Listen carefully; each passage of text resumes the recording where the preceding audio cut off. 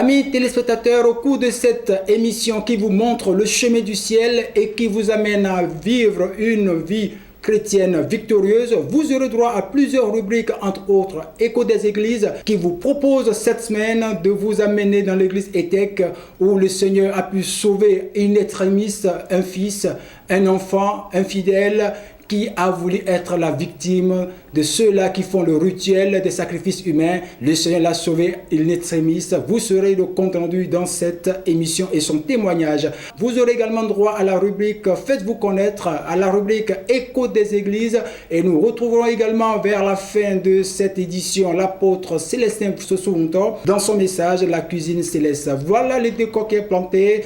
Tout de suite, la première rubrique de cette émission, juste après cette coup de pause.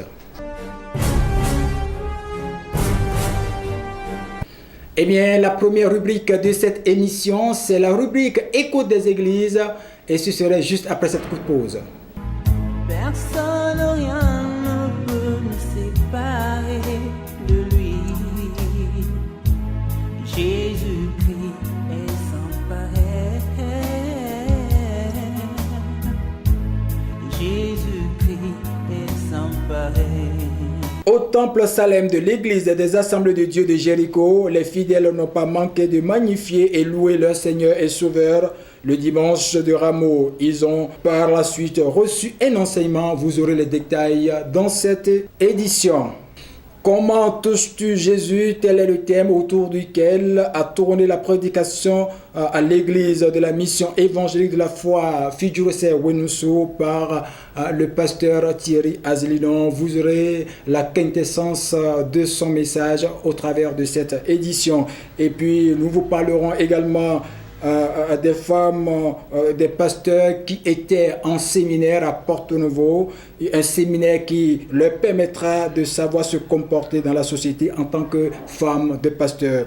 Et puis nous irons également à Parakou pour comprendre les actes à poser pour demeurer dans la victoire face à toute épreuve. C'est la raison du choix du thème autour duquel s'est déroulé le culte du dimanche dernier à l'église d'évangélisation, la parole de Christ au monde. Mesdames et messieurs, à nouveau bonjour. Au temple Salem de l'église des Assemblées de Dieu de Jéricho, Cotonou, les fidèles n'ont pas manqué de magnifier et louer le Seigneur et Sauveur. Sur le dimanche de Rameau, ils ont par la suite reçu un enseignement sur la révélation du christianisme. Suivez. Le dimanche des Rameaux a enregistré 2 différents cultes ici au temple Salem de l'église des Assemblées de Dieu de Jéricho. Démarré à 7 heures, le premier culte a connu la présence des fidèles de cette paroisse comprenant le français et le fond. Après la prière d'ouverture, place à la louange.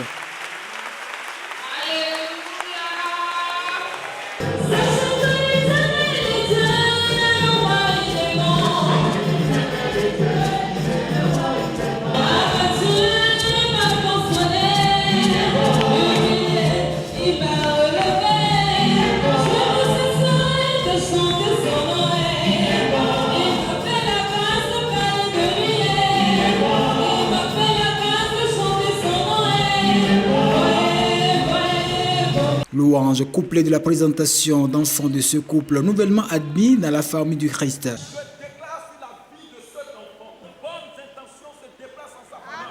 C'est à présent le moment tant attendu, la prédication de la parole de Dieu. Et c'est le passage biblique relatant l'entrée triomphale de Jésus à Jérusalem qui a été utilisé par Jules Toviesi, deuxième pasteur assistant ici à la paroisse Salem de l'église des Adés de Jéricho, pour apporter à cette congrégation le message de Dieu pour elle.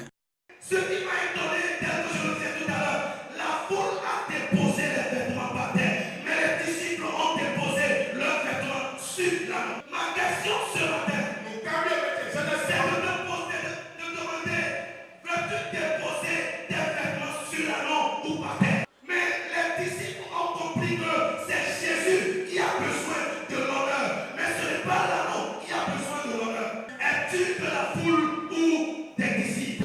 Karl Marx disait que la religion est l'opium du peuple. Mais Karl Marx n'a pas dit que le christianisme est l'opium du peuple. Je veux dire que le christianisme, c'est la relation entre Christ et vous. Le christianisme, c'est la révélation de Christ. Alors si vous êtes chrétien, comprenez qui Jésus est et comprenez qui vous êtes en Jésus. Père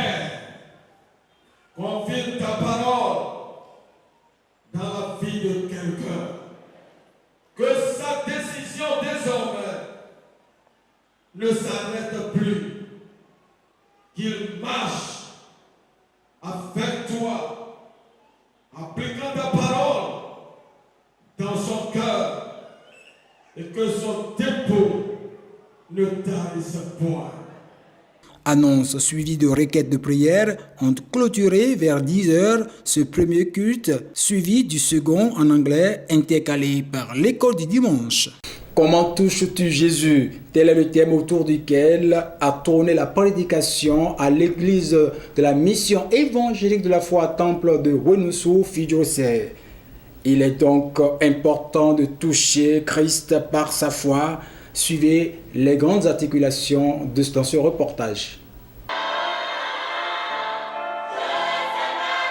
L'évangile de Jésus-Christ selon Matthieu chapitre 9 versets 18 à 20. C'est le passage dont s'est servi le pasteur Thierry Azelinon pour donner aux fidèles de l'église de la mission évangélique de la foi paroisse de Fidjose Wenussu le conseil de Dieu. Selon lui, l'obtention des miracles et des bienfaits de Dieu dans nos vies est conditionnée par la manière dont nous nous approchons de Dieu au travers de la foi en Jésus. D'où le thème « Comment touches-tu Jésus ?» Ceci à l'instar de la femme atteinte de la maladie de perte de sang qui a reçu sa guérison après avoir touché par la foi la tunique de Jésus. Parce que sans la foi, on ne peut rien obtenir de lui. Un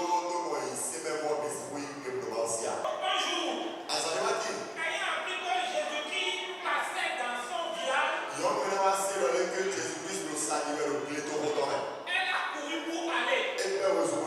Voilà qu'il y a tellement du monde. Il y a tellement de monde. Et malgré cette foule, elle s'est faufilée. Elle a tendu son bras. Elle gênait les gens. Elle s'est fichée de tout ça. Mais qui est celle-là? Qui est celui-là? Elle s'est fichée de tout ça. Et elle a tout fait pour toucher le vêtement de Jésus. Elle a touché le vêtement. Et la Bible nous a dit, automatiquement, la perte de sang s'était arrêtée. Chante Alléluia. Bien aimé, la foi est un élément déterminant et indispensable dans la vie d'un chrétien.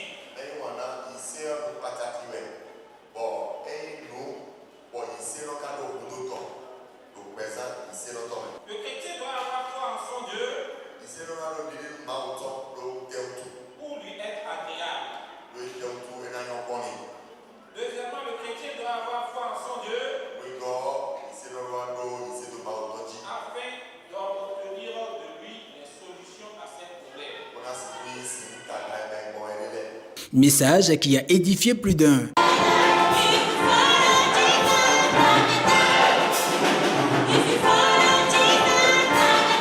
C'est un message très important. Nous, si nous considérons la touche de la dame qui perdait le sang il y a 12 ans, c'est une touche particulière. Durant des années, elle avait fait ses expériences, mais ce jour a été son jour. Tu vois? Et puis sa touche était particulière comparativement à la touche de la foule. C'est une touche de foi. Donc effectivement, moi je vois que sans la foi, nous ne pouvons rien recevoir de Dieu. Sans la foi, nous ne pouvons être agréables à Dieu. C'est avec la foi que tout ce que nous allons demander à Dieu, nous pouvons l'obtenir. Ce culte a également été pour ses fidèles un moment pour danser à l'honneur du grand Dieu qui ne leur a pas marchandé son soutien, sa protection, le mois écoulé.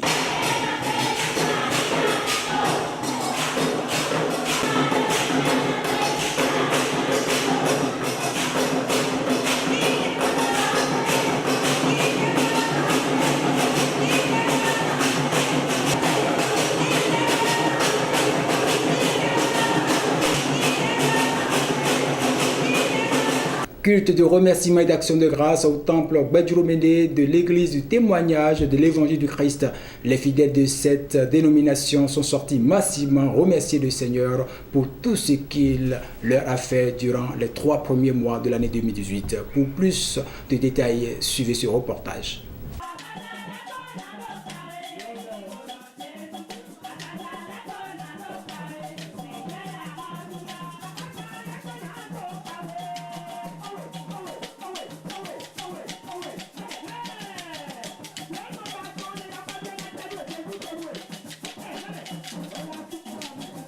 Aucun de ces fidèles de l'église de témoignage de l'évangile de Jésus-Christ était qu'elle n'a voulu être ingrat envers le Dieu Tout-Puissant pour ses différents bienfaits dans leur vie au cours des 3 premiers mois de l'année 2018. Ainsi, ils ne se sont pas retenus dans leur manière de le louer.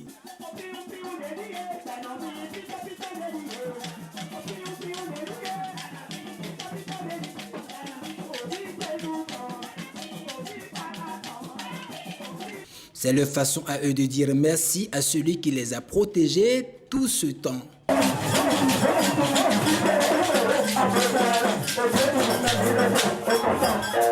Ce culte d'action de grâce et de remerciement initié par le pasteur Georges Adéyémon et selon lui inspiré par le Saint-Esprit se tient tous les 3 mois. Vous savez, il n'y a pas ce jour-là où on vient dans l'église de Dieu où on ne remercie pas Dieu. Mais nous avons reçu l'inspiration il y a plus d'1 an que Dieu nous a dit qu'il a déjà tout fait dans l'église, mais que les gens ne le remercient pas. Et l'Esprit m'a dit, bon, 4 fois dans l'année, ce n'est pas grave. Et nous faisons depuis plus d'1 an. On loue, on chante, on reçoit des témoignages. Qu'est-ce que Dieu a fait dans la vie de tel ou tel? Les gens parlent des merveilles de l'Éternel. Et avec nos biens, nous remercions le Seigneur Jésus afin qu'il puisse continuer d'avoir son œil sur nous et continuer de nous faire du bien. Ce culte au cours duquel les enfants aussi ont été gratifiés, chants de louange d'adoration ponctués de témoignages sur fond de danse, ont constitué le plat de résistance de cette dernière rencontre dominicale du mois de mars à l'église ETEC. Bon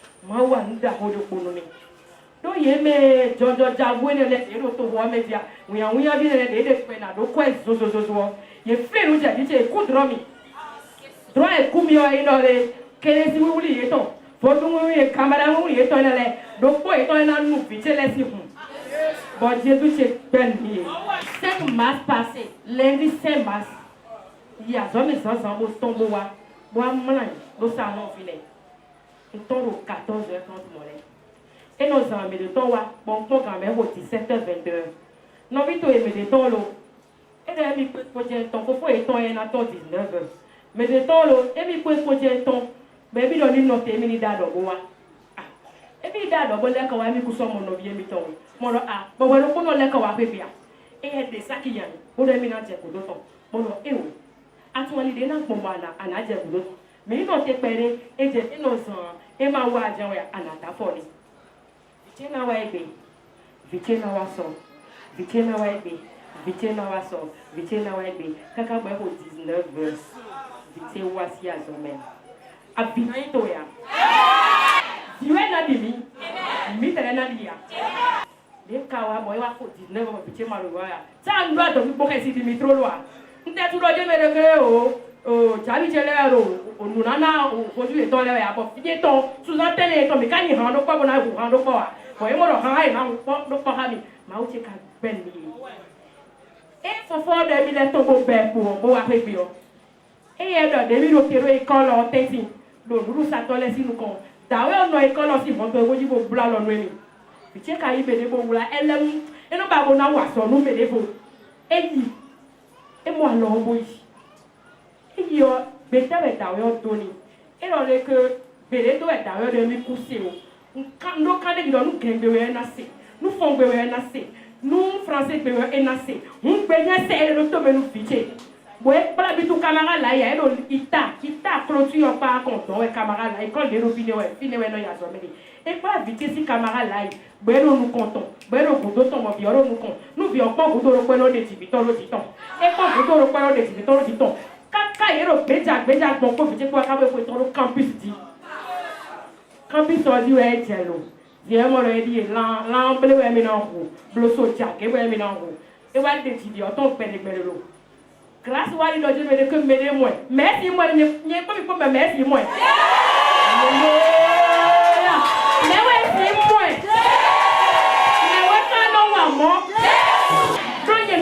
Quand tu vas ici, là, vous êtes bête, on va mojo vite d'eau, à ma Jésus et mon. Et quand on va mojo vite d'eau, pour vite bon, et pour fier là bon, le lien m'a tout avec mon doigt.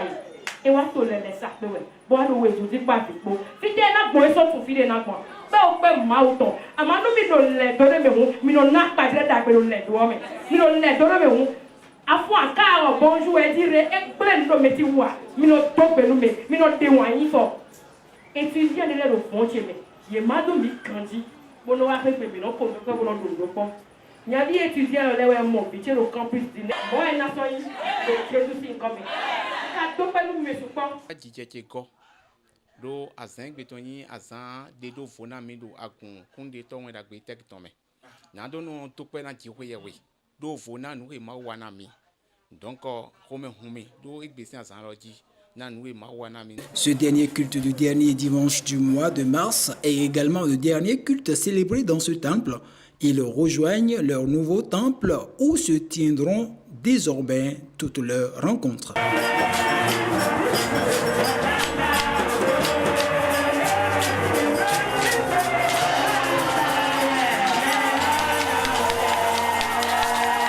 Le temple de l'église La Famille du Christ, 6 à Gontico, a servi de cadre du 22 au 24 mars 2018 aux activités de la 4e édition de la conférence internationale des leaders du 21e siècle. Elle fut initiée dans le but d'amener les leaders chrétiens à marcher avec Dieu afin que leur ministère soit agréé par Dieu. Suivez à cet effet le résumé que nous en fait l'initiateur du programme, l'apôtre Antoine Zéouzé. Bien, ce qu'on peut retenir de ce grand thème que nous avons développé pendant la conférence, je prends le message de l'un des serviteurs de Dieu qui est venu de la Belgique, le pasteur Anakle Bougundi, qui a dit, quand le peuple d'Israël était sorti de l'Égypte, c'est vrai, Moïse était le leader physique, mais ils avaient aussi le leader spirituel qui était Dieu. Donc Dieu était la colonne de nuée et la colonne de feu. La nuit, il a une colonne de feu, et le jour, il a une colonne de nuée. Donc, les enfants d'Israël suivaient cette colonne. Si la colonne s'arrête, il reste.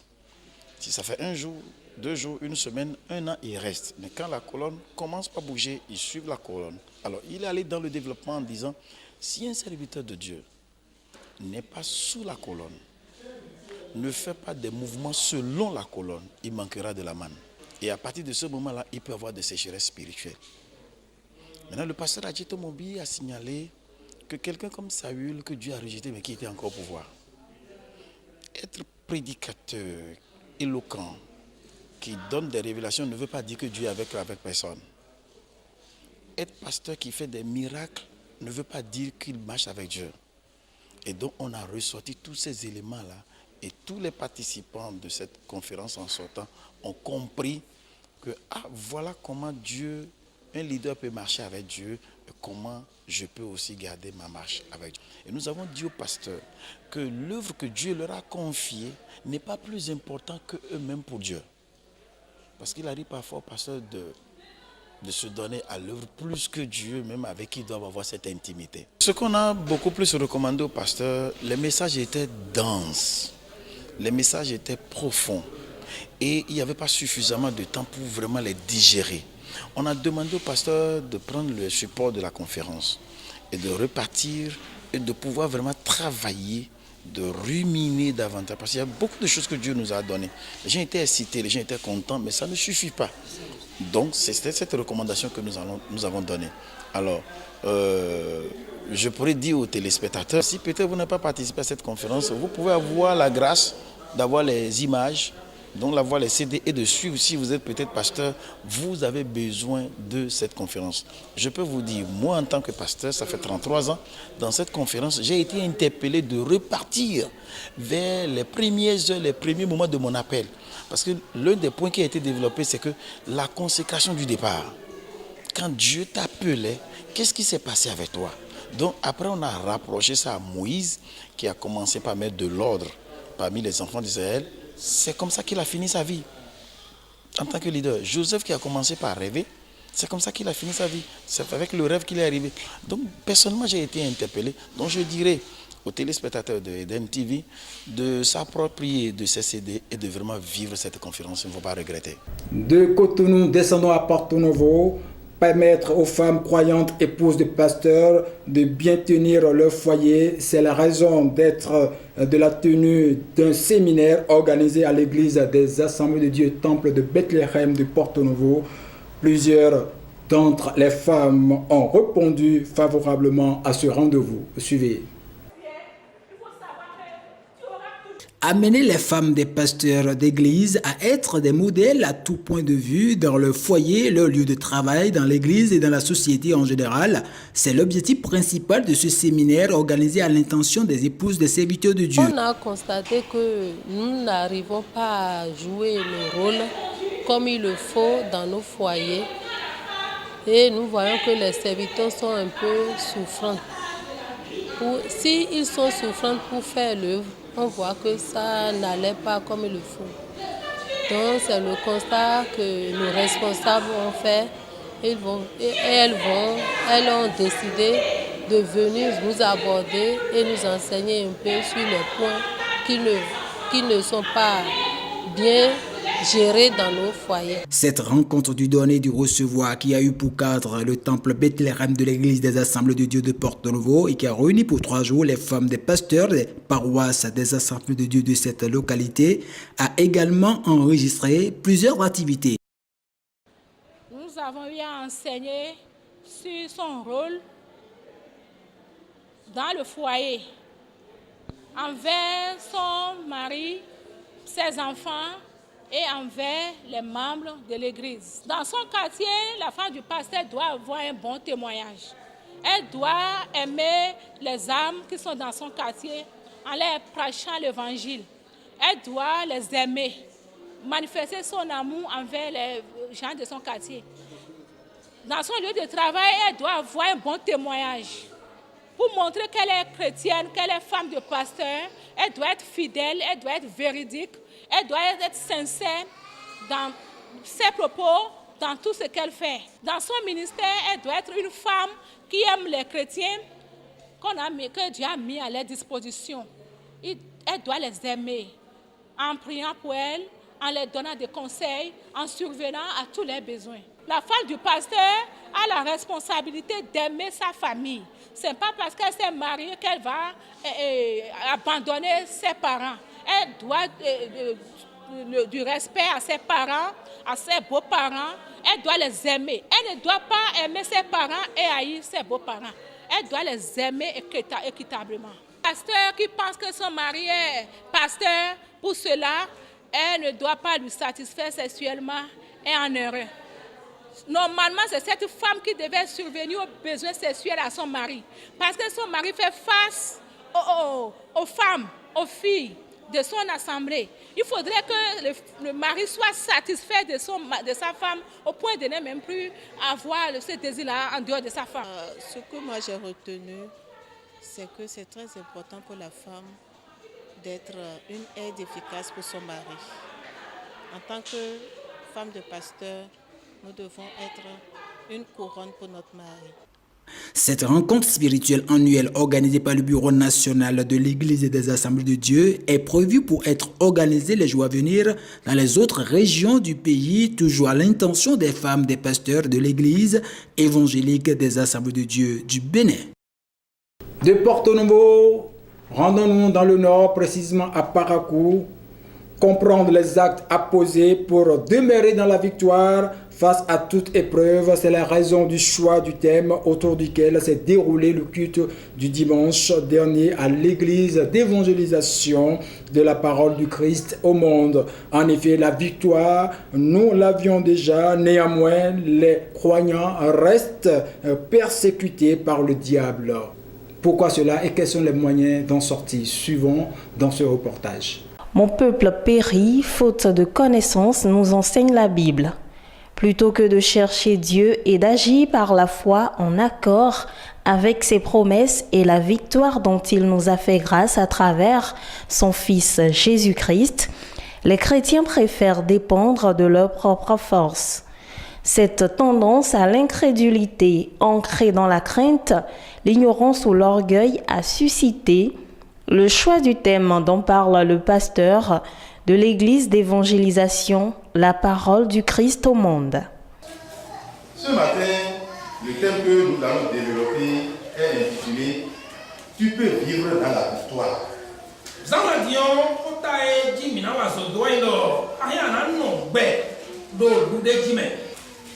En tant que chrétien, tu es sur un champ de combat. Mais la différence c'est que tu as déjà la victoire.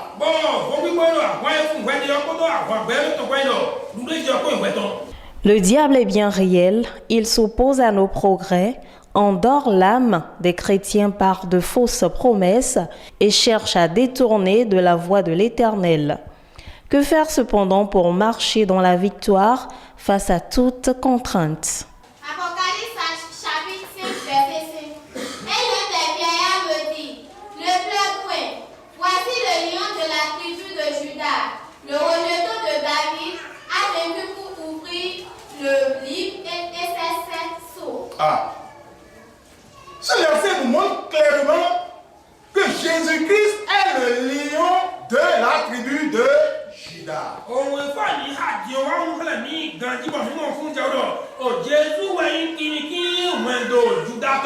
Maintenant, comment allons-nous résister à ce diable?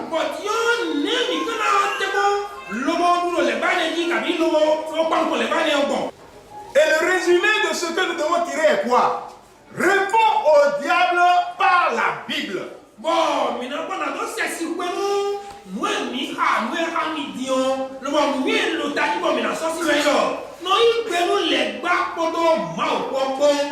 Si tu cherches à résister au diable par tes propres paroles ou bien par tes propres procédés, tu vas échouer.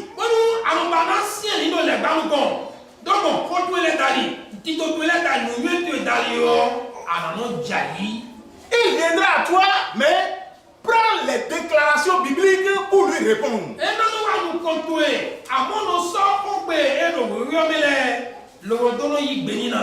Les fidèles en tout cas ont compris à travers cet enseignement qu'ils doivent désormais mener leur combat en qualité de vainqueurs et non pour le devenir. Et ce thème a été choisi parce qu'aujourd'hui nous avons constaté que beaucoup de chrétiens ne croient plus qu'ils peuvent marcher dans la victoire que Jésus leur a arrachée de la main du diable depuis la croix de Golgotha. Or, c'est quelque chose que Dieu nous a donné et que le diable ne peut jamais nous arracher. Et ce dimanche, le message du jour est un message de réconfort. Réconfort en ce sens que cela me donne l'assurance que Dieu que moi je sais m'a déjà donné la victoire et que je peux marcher librement, aller partout où je veux, entreprendre tout ce que je veux. Donc c'est un message vraiment qui réconforte le chrétien et sincèrement nous remercions Dieu de nous donner de jour en jour de pareils messages.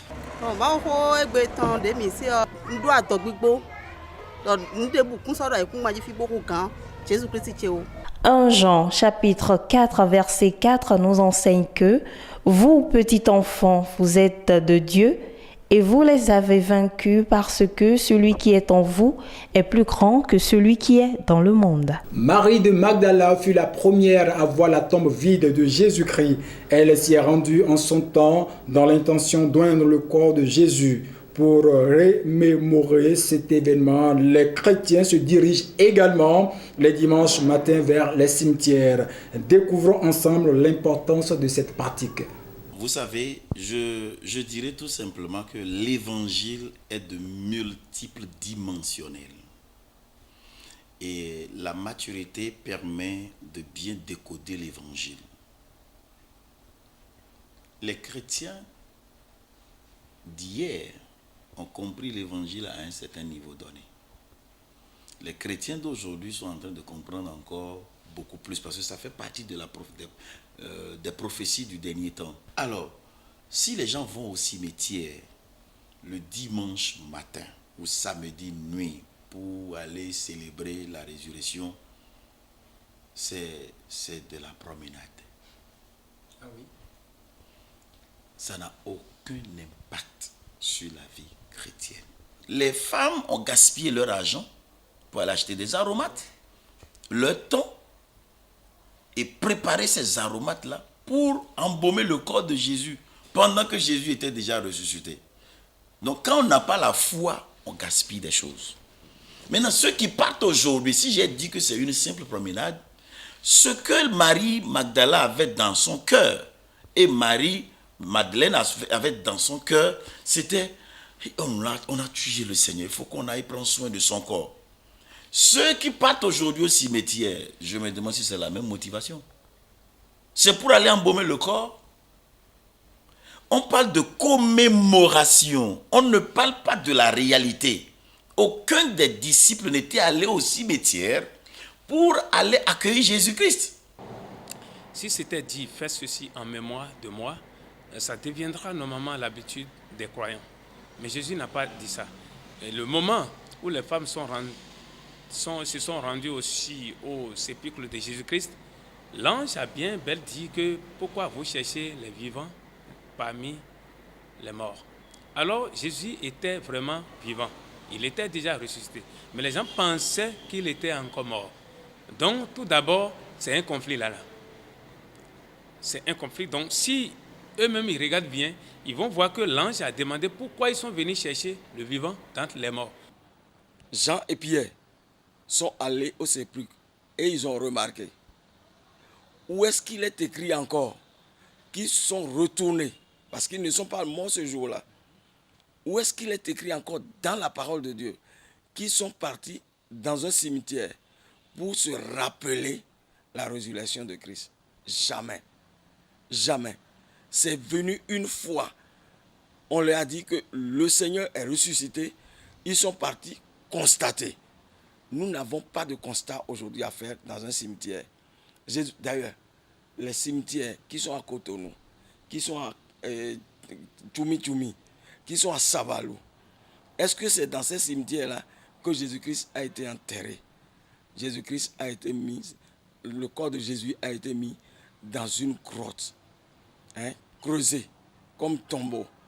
Mais Jésus n'est plus là. Jésus n'est plus dans une tombe. C'est ce que l'ange a dit aux femmes qui étaient parties premièrement. Pourquoi recherchez-vous celui qui est vivant parmi les morts? Il n'est plus ici. Allez le rencontrer comme il vous l'a dit avant de mourir. Aujourd'hui, nous ne leur pas aller dans un cimetière pour dire qu'on est en train d'aller constater la résurrection de Christ. C'est faux. C'est une fausseté. Mes frères, ne nous leurrons jamais. Mesdames, Messieurs, c'est l'essentiel des manifestations en cours dans le corps du Christ cette semaine. La suite de cette émission juste après ceci.